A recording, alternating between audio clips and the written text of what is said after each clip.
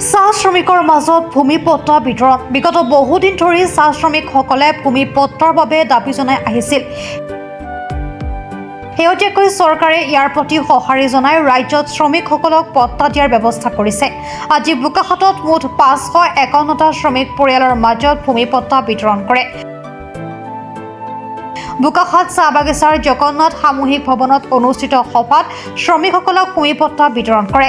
সভাত বোকাখাত সমজিলাৰ আয়ুক্তকে ধৰি চাহ জনগোষ্ঠীৰ নেতাৰ লগতে ভালেকেইজন বিষয়াৰ উপস্থিতিত মন্ত্ৰী অতুল বৰাৰ হাতৰ পৰা শ্ৰমিকে ভূমিপট্টা গ্ৰহণ কৰে। বাগিচাৰ মাটিৰ বন্দবস্তি পত্ৰসমূহ আজি ৰাজ্যজুৰি বিতৰণ কৰা হৈছে।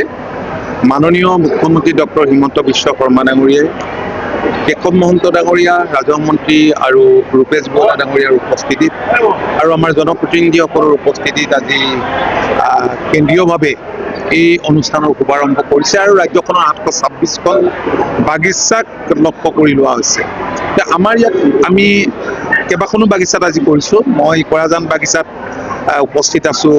ইয়াত চাহ মজদুৰ সংঘ আৰ্চাৰ প্ৰতিনিধিও আছে, আমাৰ বিষয়াসকল আছে, ভাৰতীয় জনতা পাৰ্টী অসম গণ পৰিষদৰ কৰ্মকৰ্তাসকলো আছে, পঞ্চায়তৰ প্ৰতিনিধিসকল আছে আৰু বাগিচাৰ ৰাইজ, যথেষ্ট সংখ্যক বাগিচাৰ ৰাইজ উপস্থিত আছে। তেওঁলোক অত্যন্ত সুখী। তেওঁলোকৰ আনন্দ দেখি ময়ো আনন্দিত হৈছোঁ, কাৰণ 200 বছৰ এই ইণ্ডাষ্ট্ৰিটোক জীয়াই ৰখাত চাহ জনগোষ্ঠীৰ লোকসকলৰে অৱদান আটাইতকৈ বেছি। আৰু তাৰ স্বীকৃতিস্বৰূপে মাননীয় মুখ্যমন্ত্ৰী ডাঙৰীয়াই এটিকলি দুটিপাত আঁচনি ইতিমধ্যে চলাই ৰাখিছে। ইয়াৰ জৰিয়তে যথেষ্ট সংখ্যক চাহ জনগোষ্ঠীৰ লোক উপকৃত হ'ব। অন্যান্য আঁচনিবিলাকতো ইয়াত সফলভাৱে ৰূপায়িত হৈছেই, যাতে বাগিচাৰ লোকসকলো সমাজৰ অন্য অংশতে সমানে আগবাঢ়ি যাব পৰা যায়। ঠিক চাকৰি বাকৰিৰ কাৰণে সংৰক্ষণ, যিবিলাক APSC চিভিল ছাৰ্ভিচত 3% ৰিজাৰ্ভেশ্যন থাকিব চাহ জনগোষ্ঠীৰ লোকৰ কাৰণে।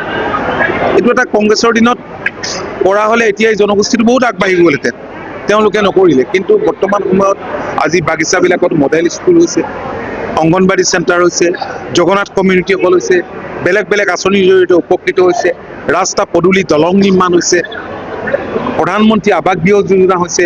যি আৱাস গৃহ যোজনা কৰাৰ পূৰ্বতে বাগিচা কৰ্তৃপক্ষই বাধা দিছিল, সেই বাধা বৰ্তমান নাই।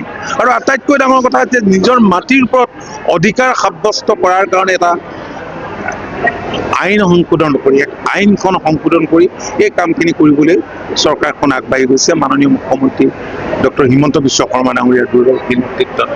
গতিকে আমি নিশ্চিত যে এই জনগোষ্ঠীটোৰ লোকসকল অনাগত দিনত সমাজৰ অন্য অংশতে সমানে আগবাঢ়ি যাব পাৰিব, সকলো দিশতে, শিক্ষা দীক্ষা সকলো দিশতে।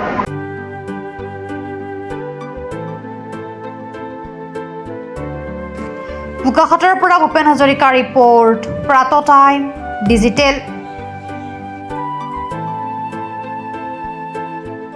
অসমৰ সংবাদ জগতখনৰ বাবে এক সুখৰ খবৰ। আপোচবিহীন ৰাইজৰ কণ্ঠ সাপ্তাহিক কবচ পুনৰ এবাৰ অসমৰ ৰাইজৰ মাজলৈ। স্বত্বাধিকাৰী প্ৰণীতা কলিতাৰ দ্বাৰা প্ৰকাশিত আৰু আপোচবিহীন একাংশ নপুৰণি অভিজ্ঞতাপুষ্ট সাংবাদিকৰ দ্বাৰা প্ৰচাৰিত তথা eco printing press, Guwahati, Katabari, গড়চুকত মুদ্ৰিত সাপ্তাহিক কবচ এতিয়া অসমৰ বিভিন্ন প্ৰান্তত উপলব্ধ। আমাৰ ঠিকনা মুখ্য কাৰ্যালয় অসম ফৰেষ্ট স্কুল, হৰি মন্দিৰ পথ, গুৱাহাটী আৰু উপ কাৰ্যালয় Kalita market, Bijoynagar, Kamrup, Assam. Mobile number হৈছে 9435114666 70024728813। আমাৰ ইমেইল ID হৈছে kobos2025@gmail.com।